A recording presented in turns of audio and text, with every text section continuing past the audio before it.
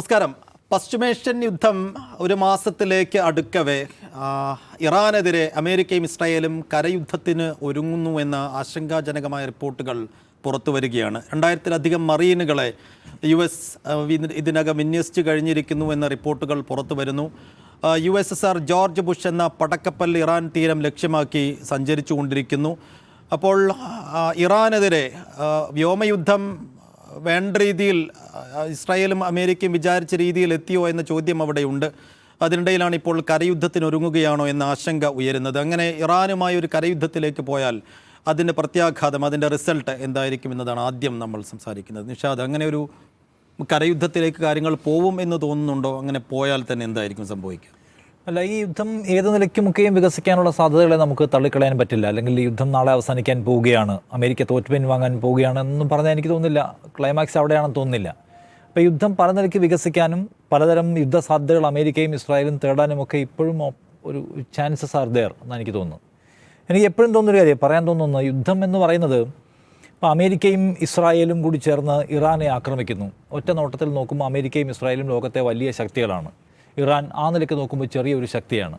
അപ്പോൾ വലിയ ശക്തികൾ ചെറിയ ശക്തിയെ ആക്രമിച്ച് വളരെ വേഗത്തിൽ പരാജയപ്പെടുത്തുന്ന നിലയ്ക്ക് ആയുധങ്ങളും സമ്പത്തും കൂടുതലുള്ള ആളുകൾ യുദ്ധത്തിൽ ജയിക്കുക എന്നാണല്ലോ നമ്മുടെ ഒരു സാധാരണ തിയറി. നമ്മുടെ ഒരു സാധാരണ ഒരു ലോജിക്ക് വെച്ച് നോക്കുമ്പോൾ അമേരിക്ക ഇറാനെ ആക്രമിക്കുന്നു, ഇറാൻ വേഗം തോൽക്കും, അല്ലെങ്കിൽ ഒരു 3-4 ദിവസം കൂടെ കഴിഞ്ഞാൽ, അല്ലെങ്കിൽ ഒരു മാസം കഴിയുമ്പോൾ ഇറാൻ തോൽക്കും എന്നാണ് നമ്മൾ വിചാരിക്കേണ്ടത്. അതാണ് ലോജിക്ക്. പക്ഷേ അത് യുദ്ധങ്ങളെ നാം കാണേണ്ടത് അങ്ങനെയല്ല. ആയുധങ്ങൾ കൂടുതൽ കയ്യിലുള്ള ആളുകൾ വിജയിക്കുക എന്ന കാലം എന്നേ കടന്നു പോയിരിക്കുന്നു. അങ്ങനെ നോക്കുകയാണെങ്കിൽ അമേരിക്ക വിജയിക്കണം. അങ്ങനെ നോക്കുകയാണെങ്കിൽ അമേരിക്ക എവിടെയൊക്കെ വിജയിക്കണം? അമേരിക്ക വിയറ്റ്നാമിലടക്കം വിജയിക്കണമായിരുന്നു. അത് പണ്ടത്തെ നാട്ടുരാജ്യങ്ങൾ തമ്മിലുള്ള യുദ്ധത്തിൽ ആയുധങ്ങളും പടയാളികളും കൂടുതലുള്ളവർ വിജയിക്കുന്നു. സൈനികമായി നേടുന്ന വിജയം ഈസ് വിജയം, അതാണ്, വേറൊന്നുമില്ല. ഇത് പക്ഷേ അങ്ങനെയല്ല. ഇത് ആഗോളീകരണത്തിൻ്റെ കാലമാണ്. ലോകം മുഴുവൻ ഒറ്റ ഒരു ദേശം എന്ന നിലയ്ക്ക് ബന്ധിതമായി കിടക്കുന്ന ഈ സമയത്ത് യുദ്ധം ആത്യന്തികമായ വിജയം തരില്ല. നമ്മൾ യുദ്ധത്തെക്കുറിച്ച് എപ്പോഴും പറയും, യുദ്ധം എപ്പോഴും മനുഷ്യത്വം എന്ന ആശയത്തെ തോൽപ്പിക്കുകയാണെന്ന്. ആ കാൽപ്പനികതയെ വിട്ടുപോയാലും ഭൗതികമായി തന്നെ ലോകത്തിന് വലിയ കെടുതികൾ ഉണ്ടാക്കാൻ പോവുകയാണ് യുദ്ധം. അതുകൊണ്ട് ഈ യുദ്ധത്തിൽ ജയിക്കാൻ പോകുന്നില്ല ആരെന്ന് ചോദിച്ചാൽ നമ്മളെല്ലാവരും അതിൻ്റെ കെടുതി അനുഭവിക്കാനും പോകുന്നു. അപ്പം ഈ ഒരു എന്താ പറയുക, ഈ നയതന്ത്രപരമായി പരിശോധിച്ചാൽ, അല്ലെങ്കിൽ റീജിയണൽ പവർ ആംഗിളുകൾ പരിശോധിച്ചാൽ, വ്യാപാരങ്ങൾ, സാമ്പത്തിക നില, പെട്രോൾ ഡോളർ, ഇതൊക്കെയും പരിശോധിക്കുമ്പോൾ ഇതിനെല്ലാം ഭയങ്കരമായ തോതിൽ ഇമ്പാക്റ്റ് ചെയ്യാൻ പോകുന്ന യുദ്ധമായിട്ട് ഓൾറെഡി ഇത് വികസിച്ചിരിക്കുന്നു. ഇനിയും അത് കൂടുതൽ വലുതാകാൻ പോവുകയാണ്. ശരിയാണ്, ഇപ്പോൾ അമേരിക്ക പട്ടാളക്കാരെ കൊണ്ടുവരാൻ പോകുന്നു. എനിക്ക് തോന്നുന്നു ഇറാൻ മൊത്തത്തിൽ ഇൻവേഡ് ചെയ്യാനുള്ള പരിപാടിയല്ല. ഈ ഗാർഗ് എന്ന് പറഞ്ഞ ദ്വീപ് ഇൻവേഡ് ചെയ്ത് പിടിച്ച് അതിൻ്റെ നിയന്ത്രണം കയ്യിലാക്കിയാൽ ഇറാനെ പൂട്ടാമെന്ന് വിചാരിക്കുന്നു. കാരണം ഇറാൻ്റെ എണ്ണ സമ്പത്തിൻ്റെ മൊത്തം കൈകാര്യം ചെയ്യപ്പെടുന്നത് അതുവഴിയാണ്. അത് ലോക്കായാൽ ഇറാൻ്റെ സാമ്പത്തികമായ ഫിനാൻഷ്യൽ ഫ്ലോ എന്ന് പറയുന്ന പരിപാടി അടയ്ക്കാൻ പറ്റും. ഇറാന് പിന്നെ യുദ്ധമായിട്ട് മുന്നോട്ട് പോകാൻ പറ്റില്ല എന്നാണ് അവർ കാണുന്നത്. പക്ഷേ ഇറാനും പ്രതീക്ഷിക്കുന്നു, ഇറാൻ ഇപ്പോൾ 10 ലക്ഷത്തോളം മറ്റോ ആളുകളെ മൊബിലൈസ് ചെയ്ത്, 1 ലക്ഷമോ 10 ലക്ഷം ആളുകളെ അവരുടെ പോരാളി സേനയിലേക്ക് മൊബിലൈസ് ചെയ്തിട്ടുള്ള വാർത്തകൾ വരുന്നുണ്ട്. കാരണം ഒരു വർഷം മുമ്പെങ്കിലും ഇറാൻ എന്തായാലും ഞങ്ങൾ ആക്രമിക്കപ്പെടുമെന്ന് മനസ്സിലാക്കിയിരുന്നു അത്രേ. കാരണം ഇസ്രായേലിന് എന്തായാലും ഇറാനെ ആക്രമിച്ചേ പറ്റൂ. അതിന് അവർ ഒരുപാട് പ്രകോപനം ഉണ്ടാക്കി നമുക്ക് ഓർമ്മയുള്ളൂ. അവരുടെ കോൺസുലേറ്റ് ആക്രമിക്കുന്നു, അവരുടെ പ്രധാനപ്പെട്ട നേതാക്കന്മാരെ കൊല്ലുന്നു. പക്ഷേ ഇറാൻ അതിനോടെല്ലാം വളരെ മയത്തിലാണ് പ്രതികരിച്ചത്. പക്ഷേ അപ്പോഴെല്ലാം ഇറാൻ മനസ്സിലാക്കിയിരുന്നു, ഒരു പ്രകോപനം ഉണ്ടാക്കി നമ്മളെ ആക്രമിക്കാനും തീർക്കാനും ഇസ്രായേൽ ആഗ്രഹിക്കുന്നു. ഈ റീജിയണിൽ ഇസ്രായേൽ അല്ലാതെ മറ്റു പവർ ഉണ്ടാവരുന്ന അവർക്ക് ആഗ്രഹമുണ്ട്. സോ അവരതിനെ ആക്രമിക്കും. സോ അവരതിന് വെൽ പ്രിപ്പയർഡാണ്. അതുകൊണ്ടാണ് അബ്ബാസ് ഖരാച്ചി പറയുന്നത്, നിങ്ങൾ വരൂ, വി ആർ വെയിറ്റിംഗ് എന്ന് പറയുന്നത്. അപ്പോൾ അവർ ട്രാപ്പുകൾ ഉണ്ടാക്കി വെച്ചിരിക്കുന്നു, മൈനുകൾ ഉണ്ടാക്കിയിരിക്കുന്നു, അവിടെ ദീർഘകാലം പോരാടാൻ കഴിയുന്ന സേനയെ അവർ പ്രിപ്പയർ ചെയ്തിരിക്കുന്നു ഒക്കെ കേൾക്കുന്നുണ്ട്. സോ അതുകൊണ്ട് യുദ്ധം വേഗത്തിൽ അവസാനിക്കുന്ന ഒന്നായിരിക്കില്ല. ഗസ ഒരു പോരാളി ഗ്രൂപ്പ് മാത്രം ഉണ്ടായിരുന്ന ചെറിയ ദേശമായിട്ട് പോലും അവിടെ ഇസ്രായേലിന് പോയി ജയിക്കാൻ പറ്റിയില്ല. അവസാനം അവരുടെ ബന്ദികളെ തിരിച്ചു കിട്ടാൻ വേണ്ടി ഒരു കോൺട്രാക്റ്റ് ഉണ്ടാക്കേണ്ടി വന്നു. തോക്കുകൊണ്ട് പോയിട്ട് കൊണ്ടുവരാൻ പറ്റിയില്ലല്ലോ. സോ അതുകൊണ്ട് ഏതെങ്കിലും ഒരു സ്ഥലത്തേക്ക്, വേറൊരു രാജ്യത്തേക്ക് ഇൻവേഡ് ചെയ്ത് കയറി ആ രാജ്യത്തെ സമ്പൂർണ്ണമായും പരാജയപ്പെടുത്തി അവിടെ നിന്നെല്ലാം എടുത്തുകൊണ്ട് വരാം, അതിന് മേലെ ഒരു റെജീം ചേഞ്ച് ഉണ്ടാക്കാം എന്നുള്ളത് എനിക്ക് തോന്നുന്നു ഒരു അധിക വിചാരമാണ്. സോ അതുകൊണ്ട് ഈ യുദ്ധം എവിടെ എത്താൻ പോകാമെന്ന് ചോദിച്ചാൽ എൻ്റെ എപ്പോഴത്തെ ആശങ്ക, യുദ്ധം ലോകത്തെ ബാധിക്കുന്നു. നമ്മളിപ്പോൾ തന്നെ നോക്കൂ, ഇന്നിപ്പോൾ ഹോട്ടൽ ആൻഡ് റെസ്റ്റോറൻറ്റ് അസോസിയേഷൻ പറഞ്ഞു 50% കടകളും അടച്ചു. നമ്മുടെ ഇപ്പോൾ തൊട്ടടുത്തുള്ള നമ്മളെ ഈ ഓഫീസസ് സിറ്റുവേറ്റ് ചെയ്തിരിക്കുന്ന സ്ഥലത്തിൻ്റെ പരിസരത്ത് നോക്കിയാൽ പല കടകളും അടച്ചു കഴിഞ്ഞു, ഹോട്ടലുകൾ അടച്ചു. ഉള്ള ഹോട്ടലുകളെല്ലാം അതിൻ്റെ പ്രൈസ് കൂട്ടിയിരിക്കുന്നു. ഒരു ചായക്ക് 12 രൂപ ഉണ്ടായിരുന്നത് 10 രൂപ ഉണ്ടായിരുന്നത് 15 രൂപയ്ക്ക് ചായ വയ്ക്കാൻ തുടങ്ങിയിരുന്നു. പല സാധനങ്ങളുടെ വില കൂട്ടി, പല ഹോട്ടലുകളും വിഭവങ്ങൾ പലതും ഉണ്ടാവില്ല, ഗ്യാസ് പ്രതിസന്ധിയാണെന്ന് പറയുന്നു. നമ്മുടെ ഭരണകൂടത്തിന് 150 കോടി ആൾക്കാരുള്ള ഈ രാജ്യത്ത് ഗ്യാസ് ഫ്ലോ എന്ന് പറഞ്ഞാൽ LPG ഫ്ലോ മാനേജ് ചെയ്യാൻ പറ്റുന്നില്ല. 3-4 കപ്പലുകൾ വരുന്നു വെച്ചാൽ 3-4 കപ്പലുകൾ ഒരു ദിവസം കൊണ്ടോ 3 ദിവസം കൊണ്ടോ വന്നാൽ തീരുന്നതല്ല ഇന്ത്യയുടെ ആവശ്യകത എന്ന് പറയുന്നത്. സോ ലോകം അതിൻ്റെ ദുരന്തം അനുഭവിക്കാൻ പോവുകയാണ്. അമേരിക്ക തന്നെയും അനുഭവിക്കുന്നുണ്ട്. അമേരിക്ക കുറേ എന്താണ് നേട്ടങ്ങളൊക്കെ ഉണ്ട് കേട്ടോ, ഇല്ലെന്നും പറയാൻ പാടില്ല. അമേരിക്ക സമ്പൂർണ്ണമായ യുദ്ധത്തിൽ പരാജയപ്പെട്ടെന്ന് പൂർണ്ണമായും പറയാൻ ചോദിച്ചാൽ അമേരിക്കൻ ആയുധ കമ്പനികൾക്കാണ് വൻതോതിലുള്ള നേട്ടം ഉണ്ടായത്. ഇപ്പോൾ ട്രംപ് തന്നെ അമേരിക്കൻ ആയുധ കമ്പനി ഏജൻസികളെ വിളിച്ചിട്ട് നിങ്ങളുടെ പ്രൊഡക്ഷൻ കൂട്ടും, ബെറ്റർ ടൈമാണ് എന്ന് അവരോട് പറയുന്നുണ്ട്. അമേരിക്കയുടെ എണ്ണ കയറ്റുമതി ചെയ്യുന്ന രാജ്യമാണ്. സോ എണ്ണയ്ക്കൊരു ഭയങ്കരമായ ക്രൈസിസ് ഉണ്ടാകുമ്പോൾ എണ്ണ കയറ്റുമതി രാജ്യങ്ങൾ നേട്ടം ഉണ്ടാക്കും. അത് അമേരിക്കയെ സംബന്ധിച്ച് LPG ഒക്കെ ഗുണമുള്ള കാര്യമാണ്, ആ നിലക്കുള്ള ഗുണമുണ്ട്. പക്ഷേ ആ ഗുണത്തിൽ ഇത് നിൽക്കുമെന്ന് അമേരിക്ക വിചാരിച്ചെങ്കിൽ അതിനപ്പുറം ഇത് പോകുന്നുണ്ട്. കാരണം ലോക സമ്പദ് വ്യവസ്ഥ ഇത് റിസഷനിലേക്ക് തള്ളിവിടുകയാണ്. ഹോർമുസ് സ്ട്രെയിറ്റ് അടച്ചിടുക എന്ന് പറഞ്ഞാൽ നാളെ ഒരു യുദ്ധം അവസാനിപ്പിച്ച് ആ സ്ട്രെയിറ്റ് തുറന്നാൽ തന്നെ നമ്മുടെ പ്രശ്നം തീരാൻ പോകുന്നില്ല. കാരണം ഡെയിലി 250 കപ്പൽ പോയിക്കൊണ്ടിരുന്ന സ്ഥലത്ത് നിന്ന് ഡെയിലി 5 എണ്ണ മാത്രമേ പോകുന്നുള്ളൂ എന്ന് വെച്ചാൽ ഉണ്ടാക്കുന്ന ഒരു ഇമ്പാക്റ്റ് എന്തായിരിക്കും ആലോചിച്ച് നോക്കാവുന്നതാണ്. സോ ഇന്ത്യ അടക്കമുള്ള രാജ്യങ്ങൾ ഭീതിതമായിട്ടുള്ള ക്രൈസിസിലേക്ക് പോകാൻ പോകുന്നു. കരയുദ്ധത്തിൽ വരുമ്പോൾ ഇറാൻ തോക്കുമോ അമേരിക്ക ജയിക്കുമോ എന്നുള്ള ക്വസ്റ്റിനേക്കാൾ അപ്പുറം എനിക്ക് തോന്നുന്ന കാര്യം നമ്മൾ ക്രൈസിസിലേക്ക് പോകാൻ പോവാണ്. നമ്മളിപ്പോൾ ഉണ്ടായിരുന്ന എക്സൈസ് ഡ്യൂട്ടി 13 നിന്ന് 10 കുറച്ചു, മറ്റേ ഡീസലിൻ്റെ ഫുള്ള് കുറച്ചു, എന്നിട്ടാണ് നമ്മളിപ്പോൾ എണ്ണ വില കൂട്ടാതെ നിൽക്കുന്നത്. അവിടെ ഒന്നും നിൽക്കാൻ പോകുന്നില്ല. കാര്യം ഇത് 100-ന് മുകളിലേക്ക് പോകും. യുദ്ധം ഒരു 6 മാസം നിൽക്കുകയും 100-ന് മുകളിൽ ബാരലിൻ്റെ വില നിൽക്കുകയും ചെയ്താൽ നമ്മുടെ GDP-യിലടക്കം 1% എബവ് അതിൻ്റെ വളർച്ചയെ ബാധിക്കാൻ പോവാണ്. നമ്മൾ ഇന്ത്യക്കാരെന്ന നിലയ്ക്ക് വെറുതെ ആലോചിച്ച് നോക്കാം, നമ്മളിതിൻ്റെ കാഴ്ചക്കാരല്ല. നമ്മളിത് ഇമ്പാക്റ്റ് ചെയ്ത് കഴിഞ്ഞിരിക്കുന്നു, കൂടുതൽ ദുരിതപൂർണ്ണമാകാൻ പോവുകയാണ്. ഇപ്പോൾ തന്നെ പറഞ്ഞൊരു കാര്യമുണ്ട്, ഇറാൻ അവരുടെ കയ്യിലുള്ള 2-3 പ്രധാനപ്പെട്ട ഏറ്റവും അത്യാധുനികമായ മിസൈലുകൾ ഇതുവരെ ഉപയോഗിച്ചിട്ടില്ല. അതിന് 2 കാരണങ്ങൾ പറയുന്നുണ്ട്. ഒന്ന്, അമേരിക്കയും ഇസ്രയേലും ആക്രമിച്ച് അവരുടെ പ്രധാനപ്പെട്ട മിസൈൽ ശേഖരങ്ങളൊക്കെ തകർത്തു കഴിഞ്ഞാൽ ലോഞ്ചറുകളൊക്കെ തകർത്തു. രണ്ടാമത്തേത്, ഈ യുദ്ധം നീണ്ടു നിൽക്കാൻ പോകുന്നൊരു യുദ്ധമാണ്. അവരുടെ ഇറാൻ-ഇറാഖ് യുദ്ധം പോലെ 8 വർഷം നീണ്ട യുദ്ധമാണല്ലോ. ഈ യുദ്ധം നീണ്ടു നിൽക്കുന്ന യുദ്ധമാണ്. ആ നീണ്ടു നിൽക്കുന്ന യുദ്ധത്തിൽ ശത്രു ദുർബലനാവുന്ന ഘട്ടത്തിൽ വലിയ ആയുധങ്ങൾ പ്രയോഗിക്കേണ്ടി വരുന്ന പ്ലാനിലാണ് അവരുടെ മൊസൈക്ക് പ്രതിരോധ സംവിധാനം അവർ തയ്യാറാക്കിയിട്ടുള്ളത്. സോ വൻപൻ ബോംബുകൾ വന്ന് വീഴാം. അത് ഉണ്ടാക്കാൻ പോകുന്ന ഇമ്പാക്റ്റ് എന്ന് വെച്ചാൽ ഈ റീജിയൻ ആകെപ്പാടെ കുളമായി പോകും. നമുക്ക് ഒരുപാട് റീജിയണിൽ ഇൻട്രസ്റ്റ് എന്ന് വെച്ചാൽ നമ്മുടെ ഹോർമുസ് വഴി വരുന്ന LPG-യും അല്ല എണ്ണയും മാത്രമൊന്നുമല്ല, അല്ലാതെ തന്നെ നമുക്ക് ഇറാനിൽ താല്പര്യങ്ങളുണ്ട്. നമ്മൾ അവിടുത്തെ ചബാഹർ പോർട്ടിൽ കോടിക്കണക്കിന് രൂപ ഇൻവെസ്റ്റ് ചെയ്തിട്ടുണ്ട്. ഇറാനും അവരും തമ്മിൽ നല്ല ബന്ധമാണ്, എണ്ണ വാങ്ങിക്കുന്നുണ്ട്. ഇതെല്ലാം കൂടെ നിന്ന് പോകുമെന്ന് വെച്ചാൽ ഈ റീജിയൻ ആകെപ്പാടെ അലങ്കോലമാകാൻ പോവുകയാണ്. നമ്മുടെ ജീവിതം എന്ന് പറയുന്ന കുഴപ്പമാകാൻ പോവുകയാണ്. ഇറാൻ കൊള്ളാവുന്ന മിസൈലുകളൊക്കെ എടുത്ത് GCC-യിൽ ഇട്ടാൽ നമ്മുടെ 1000-കണക്കിന് സഹോദരങ്ങൾ അവിടെയുണ്ട്. അവരവിടെ ജീവിക്കുന്നു, അവരുടെ കുടുംബങ്ങൾ ജീവിക്കുന്നു, അവരുണ്ടാക്കി ഇങ്ങോട്ട് അയക്കുന്ന പണം കൊണ്ട് കേരളം നിവർന്നു നിൽക്കുന്നു. എല്ലാ തരത്തിലും ബാധിക്കും. സോ ഈ യുദ്ധത്തിൽ അമേരിക്ക ഒരാളെങ്കിലും ഇങ്ങോട്ട് കൂടുതലായി അയക്കുന്നത് കേൾക്കുമ്പോൾ സത്യത്തിൽ മലയാളിയായ ഇന്ത്യക്കാരായ നമ്മൾ ശരിക്കും ഭയപ്പെടേണ്ട, ആധി കൊള്ളേണ്ട സമയമാണ് എന്നാണ് എനിക്ക് തോന്നുന്നത്. ഇറാൻ-ഇസ്രായേൽ യുദ്ധം എന്ന് പറയുന്നത് ഞാൻ നേരത്തെ പറഞ്ഞു, ആത്യന്തികമായ ഒരു യുദ്ധ ദിവസം, the final day of the war എന്നൊന്നും ഇല്ല. അങ്ങനെ ഒരു സാധനം ഇനി ആധുനിക യുദ്ധത്തിലില്ല. യുദ്ധം അപ്പുറത്തും ഇപ്പുറത്തും വിനാശം ഉണ്ടാക്കും. അത് ആ റീജിയനിലെ ലോകത്തെ തന്നെ തീർക്കും. ഇറാൻ്റെതെന്ന് പറഞ്ഞാൽ ഹോർമുസ് സ്ട്രെയിറ്റിനെ കൺട്രോൾ ചെയ്യുന്ന നേഷൻ അവരാണ്. അവരവിടുത്തെ ട്രാഫിക് മൊത്തം ബ്ലോക്ക് ചെയ്തിരിക്കുകയെന്ന് വെച്ചാൽ അതുണ്ടാക്കിയിട്ടുള്ള ബുദ്ധിമുട്ട് ആലോചിക്കണം. ഇനി തുറന്നാൽ തന്നെയും എത്ര കാലം ഓടിയാലാണ്, 6-7 മാസം കണ്ടിന്യൂസ് ആയി ഓടിയാൽ മാത്രമേ ഇപ്പോൾ ഉണ്ടായിട്ടുള്ള പ്രശ്നം പരിഹരിക്കൂ. സോ നമ്മൾ വലിയ ദുരന്തത്തിലേക്ക് പോകാൻ പോകുന്നുള്ളതാണ് യാഥാർത്ഥ്യം. അമേരിക്കൻ സേന, നമ്മൾ പലപ്പോഴും ഇവിടെ പറഞ്ഞാണ്, അവിടെ വന്നിട്ട് അവർക്കത്ര എളുപ്പമൊന്നും ആയിരിക്കില്ല. കാരണം അവർക്കറിയാത്ത ടെറൈൻ. അവസാനത്തെ പോരാട്ടത്തിനാണ് ഇറാൻ നിൽക്കുന്നത്. ഇറാനെ സംബന്ധിച്ച് ഈ യുദ്ധത്തിൽ തോറ്റാൽ ഇസ്ലാമിക് റെജീം പോവാണ്. സോ IRGC എന്ന് പറഞ്ഞാൽ ഇസ്ലാമിക് റെജീമിൻ്റെ മാത്രം പട്ടാളമാണ്. അതിന് വേറെ ഒരു തരത്തിലുള്ള ഇൻട്രസ്റ്റും ഇല്ല.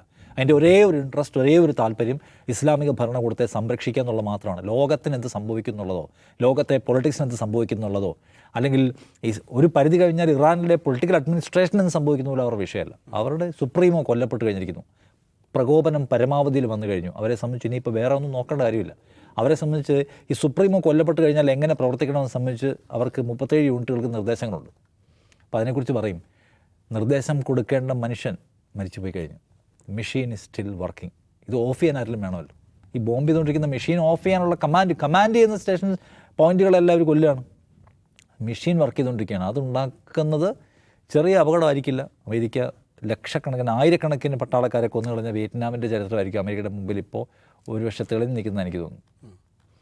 സാർ, ഈ കരയുദ്ധത്തിലേക്ക് കാര്യങ്ങൾ പോയാൽ അത് പശ്ചിമേഷ്യയിലും ആഗോളതലത്തിലും ഉണ്ടാക്കുന്ന പ്രത്യാഘാതം എത്ര വലുതാണ്? വളരെ കോൺഫ്ലിക്റ്റിംഗ് ആയിട്ടുള്ള റിപ്പോർട്ട്സാണ് നമുക്ക് എപ്പോഴും വന്നുകൊണ്ടിരിക്കുന്നത്. അത് ഒരു വളരെ ബോധപൂർവം തന്നെ അങ്ങനെ ഒരു സാഹചര്യത്തിലേക്ക് കൊണ്ടുപോകുന്നതാണോ എന്ന് നമുക്ക് സംശയിക്കാവുന്നതാണ്. അപ്പോൾ അമേരിക്കയുടെ ഭാഗത്തു നിന്നും കഴിഞ്ഞ ദിവസങ്ങളിൽ വരെ നമ്മൾ കേട്ടുകൊണ്ടിരുന്നത് ഒരു ബാക്ക്ഡോർ ഡിപ്ലോമസി ആണെങ്കിലും അത് നടന്നുകൊണ്ടിരിക്കുന്നു എന്നുള്ള നിലയിലാണ്.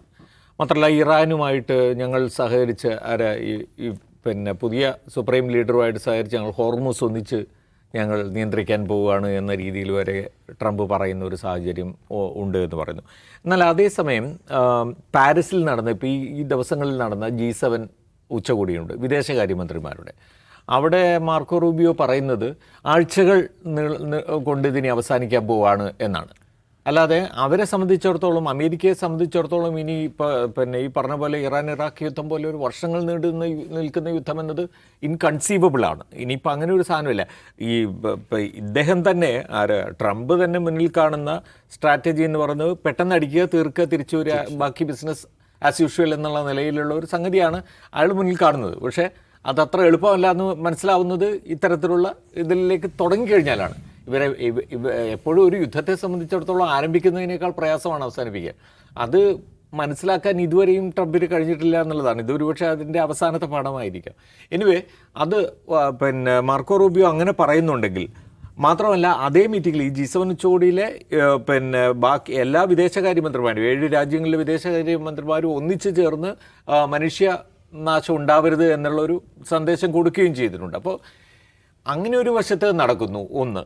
മറ്റൊരു വശത്ത് യമനികൾ ഹൂത്തികൾ പിന്നെ അറ്റാക്ക് തുടങ്ങിയിട്ടുണ്ട് എന്നുള്ള വിവരമുണ്ട്. അപ്പോൾ അത് പിന്നെ ഇറാൻ്റെ ഭാഗത്ത് നിന്നുള്ള മറ്റൊരു സ്ട്രാറ്റജി. സാധാരണഗതിയിൽ അവർ ഈ നോൺ സ്റ്റേറ്റ് പ്ലെയേഴ്സ് ആയിരുന്നു നേരത്തെയൊക്കെ ഉണ്ടായിരുന്നു. പക്ഷേ അതിലുപരിയായിട്ടുള്ള ഒരു സംഗതിയിലേക്ക് പോയിട്ട് ഇപ്പോൾ ഫൈനലി ആ സഹായം കൂടി ഇറാന് ഒരു വശത്ത് നിന്ന് കിട്ടാൻ പോകുന്നു എന്നുള്ള ഒരു സംഗതിയുണ്ട്. ഓൾറെഡി 11 ഹിസ്ബുള്ള അറ്റാക്സ് വേറെയും നടക്കുന്നുണ്ട്. അപ്പോൾ അതുകൊണ്ട് ഇത് സബ്സൈഡ് ചെയ്ത് ഇല്ലാതാവുന്നു എന്നുള്ള ഒരു സൂചനയും നമുക്ക് കിട്ടുന്നില്ല. പിന്നെ ഒരു പോയിന്റ് എന്താണെന്ന് വെച്ച് കഴിഞ്ഞാൽ എനിക്ക് തോന്നുന്നു ഞാൻ പിന്നെ സൈഫിന് ആ ലേഖനം കാണിച്ചു. റാം മാധവ് എഴുതുന്ന ഒരു സംഗതി നമുക്കറിയാലോ. റാം മാധവ് RSSൻ്റെ ഒരു ഐഡിയോളോഗാണ്. ഇന്ത്യൻ എക്സ്പ്രസ്സിൽ എഴുതിയ ഒരു ലേഖനത്തിൽ അദ്ദേഹം പറയുകയാണ്, ഇത് അമേരിക്കയോ പിന്നെ ഇസ്രായേലോ വിചാരിച്ചാൽ തീരുന്ന യുദ്ധമല്ല, ഇറാൻ വിചാരിച്ചാൽ മാത്രം തീരുന്ന യുദ്ധമാണ് എന്നാണ്. നമുക്ക് അത്ഭുതകരമായി തോന്നുന്ന ഒരു കാഴ്ചപ്പാടാണ് റാം മാധവ് മുന്നിൽ. ഇപ്പോൾ ഇവിടുത്തെ ഇന്ത്യൻ പിന്നെ ഭരണകൂടം പോലും ആ നിലയിൽ അതിനെ കാണുന്നുണ്ട് എന്ന് നമുക്ക് വിചാരിക്കാൻ നിവൃത്തിയില്ല. പക്ഷേ പറയുന്നത് ഇറാൻ അതിൻ്റെ നമ്മളൊക്കെ സംസാരിച്ചിരുന്ന ആ വിഷയങ്ങളൊക്കെ ഉണ്ടല്ലോ, അതിൻ്റെ എല്ലാ വിധത്തിലുള്ള തയ്യാറെടുപ്പുകളോടും കൂടി യുദ്ധത്തെ നേരിട്ടതിൻ്റെ ഒരു ചിത്രമാണ് നമ്മളിപ്പോൾ കാണുന്നത്. അന്തിമമായി ഇത് തീരുമാനിക്കാൻ പോകുന്നത് ഇറാനാണ്. ഇറാൻ എപ്പോൾ ഈ യുദ്ധം നിർത്തണം എന്നുള്ളത് ഇനിയിപ്പോൾ തീരുമാനിക്കാൻ പോകുന്ന ഇറാനാണ് എന്നുള്ളതാണ്. അതുകൊണ്ട് ലോകം അതിപ്പോൾ മനസ്സിലാക്കി കഴിഞ്ഞു. ഇറാൻ്റെ ശക്തി എന്താണ് എന്നുള്ളതല്ല, ഇറാൻ്റെ സസ്റ്റൈനബിലിറ്റി എന്താണെന്നുള്ളതാണ്. എങ്ങനെ ഈ യുദ്ധത്തെ നിലനിർത്തിക്കൊണ്ടു പോകാം, അവരെ സംബന്ധിച്ചിടത്തോളം വിജയം എന്നതിലുപരി എത്ര കാലം യുദ്ധം ചെയ്യണമെന്ന് അവർ തീരുമാനിക്കുന്ന നിലയിലേക്ക് പോകാൻ കഴിയുന്നു എന്നുള്ളതാണ് അതിൻ്റെ ഏറ്റവും വലിയ ഒരു സംഗതി. അപ്പോൾ അത് മനസ്സിലാക്കാനേ കഴിഞ്ഞില്ല. മാത്രമല്ല, ഒരു വശത്ത് ട്രംപിൻ്റെ ഈ സ്ട്രാറ്റജിക്കലായിട്ടുള്ള എറേഴ്സ് അല്ലെങ്കിൽ ഈ നമ്മൾക്ക് ഈ വൈരുദ്ധ്യം നിറഞ്ഞ ഈ സംഗതികൾ മുഴുവൻ പുറത്തു വരുന്ന ഒരു സമയത്ത് ഇസ്രായേൽ എന്താണ് ചെയ്യുന്നത്? അവർക്ക് അങ്ങനത്തെ ഒരു ചിന്തയില്ല. അവർ തുടരെ അറ്റാക്ക് ചെയ്തുകൊണ്ടിരിക്കുകയാണ്. അപ്പോൾ ഇറാനും പിന്നെ ഇസ്രായേലും US തമ്മിലുള്ള ആ ഒരു യോജിപ്പിൽ തന്നെ ഏതൊക്കെയോ തരത്തിലുള്ള നമുക്ക് പിന്നെ മനസ്സിലാക്കാൻ ബുദ്ധിമുട്ടുള്ള കുറേ ഗ്യാപ്സ് വരികയാണ്. അവർ അറ്റാക്ക് തുടർന്നുകൊണ്ടേയിരിക്കുന്നു.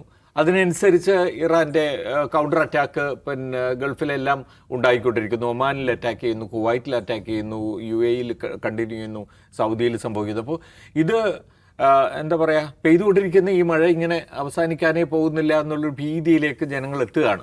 പൊതുവിൽ നമുക്ക് ആ ഒരു അന്തരീക്ഷമാണിപ്പോൾ യഥാർത്ഥത്തിൽ കാണുന്നത്. ഞാൻ വിചാരിക്കുന്നില്ല ഡിപ്ലോമാറ്റിക് സംഗതിയിലൂടെ ഇത് ഏതെങ്കിലും തരത്തിൽ പെട്ടെന്ന് അവസാനിക്കുന്നു. പിന്നെ കരയുദ്ധം എന്ന് പറയുന്നത് അത്ര മണ്ടത്തരം ട്രംപ് കാണിക്കുമോ എന്നുള്ള സംശയമുണ്ട്. ഇപ്പോൾ ഇത്രയും കൊണ്ട് തന്നെ ഈ നേരിട്ട വലിയ തിരിച്ചടികളെന്ന് പറയാവുന്ന അല്ലെങ്കിൽ അവർ പ്രതീക്ഷിക്കാത്ത അടികളെന്ന് പറയാവുന്ന സംഗതി ഉണ്ടായിട്ട് നേരിട്ട് പിന്നെ ഇറാനെ പോലൊരു രാജ്യത്ത് അങ്ങനെ അറ്റാക്ക് ചെയ്യുമോ എന്നുള്ളത് പലരും അത് ഉണ്ടാവാൻ സാധ്യതയില്ല എന്നാണ് പിന്നെ പ്രതിരോധ വിദഗ്ധർ പലരും ഇതിനു മുമ്പേ പറഞ്ഞിട്ടുള്ളത്. പിന്നെ ട്രംപ് ആയതുകൊണ്ട് നമുക്കൊന്നും വിശ്വസിക്കാനും വയ്യ. നേരത്തെ അവിടെ പോയ കപ്പലുകൾ അവിടെ കപ്പലുകൾ 2 കപ്പൽ അല്ലേ, പിന്നെ ബ്രാവ്ലിംഗൺ അതിന് നേരെ അറ്റാക്ക് ഉണ്ടായിട്ടുണ്ടല്ലോ. അപ്പോൾ ഇത് മൂന്നാമതൊരു കപ്പലും കൂടി അവിടെ അയച്ചിട്ട് അത് എന്താണ് ഉദ്ദേശിക്കുന്നത് എന്നുള്ളത് നമുക്ക് മനസ്സിലാക്കാൻ കുറച്ച് ബുദ്ധിമുട്ടുണ്ട് എന്നതാണ് ഇപ്പോഴത്തെ ഒരു സാഹചര്യം. യെസ്, എന്തായാലും ഒരു വശത്ത് സമാധാന ചർച്ചകൾ പുരോഗമിക്കുന്നുണ്ട് എന്ന് ഇതേ ട്രംപ് തന്നെ പറയുന്നുണ്ട്. അപ്പം USSR ജോർജ് ബുഷിനെ കൂടി അങ്ങോട്ട് അയക്കുന്നത് ഒരു കരയുദ്ധത്തിനുള്ള ഒരുക്കം, അതിൻ്റെ ഒരു ഒരു ബിൽഡപ്പൊക്കെ നടത്തുന്നത് ഇറാനെ ഈ ചർച്ചയിലേക്ക് കൊണ്ടുവരാൻ വേണ്ടിയാണ് എന്ന ഒരു വിലയിരുത്തൽ മറ്റൊരു വശത്തും നടക്കുന്നു. എന്തായാലും ഇറാൻ ഒരു ചർച്ചയ്ക്ക് സന്നദ്ധമാവുമോ എന്ന് കണ്ടറിയാം.